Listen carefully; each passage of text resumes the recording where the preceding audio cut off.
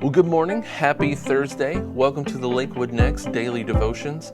I wonder, have you ever been jealous? If you're like me, you can probably think of a few times when you were jealous. For me, one of the situations that pops up is when I was in 5th grade. It was at school and something very exciting had just rolled into the library. I'm talking about the Scholastic Book Fair. Nothing stirred jealousy in a young boy's heart quite like the Scholastic Book Fair. And so they had so many cool books, they had ink pens, bookmarks, they had toys.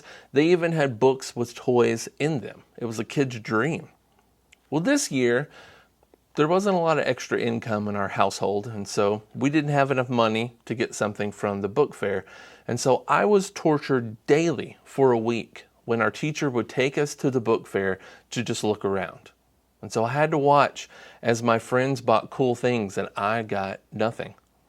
Well, one day, my friend got a really cool journal, and I wanted that journal. And so I decided it would be mine. Adam was not going to end Scholastic Book Fair week empty-handed. And so I waited until my friend was busy looking away, and I stole it. I saw that he had written on the first page, and so I ripped it out and I threw it away. I was feeling pretty good because I had it hidden. I was feeling pretty good for about 5 minutes. And then the guilt sunk in. And so I waited until my friend was distracted again and I snuck it back in their desk. And so jealousy had started as a thought, and then it was left unchecked, and then it led to an action.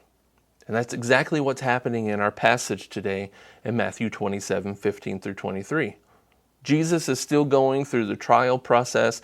He is still with Pilate, and Pilate is about to let one prisoner go. Now, this is something he did every year during the Passover meal, kind of to gain favor with the people. It was a very political thing to do. He just wanted to make people happy and look good in their eyes.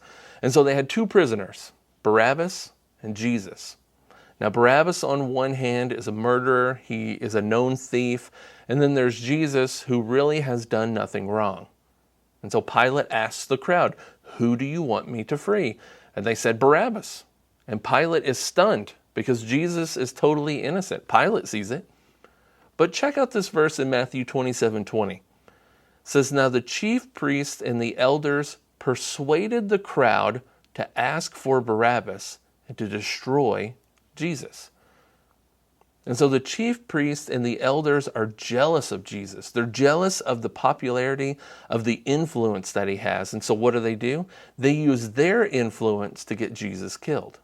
Their unchecked jealousy has blinded them.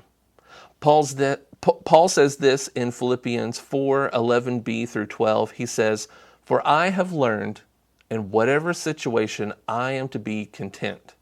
I know how to be brought low, and I know how to abound. In any and every circumstance, I have learned the secret of facing plenty and hunger, abundance and need."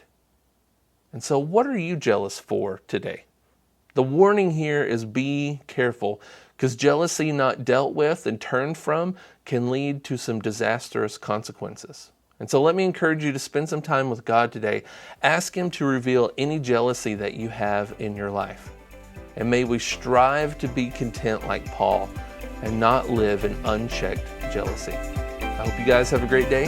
I'll see you again tomorrow.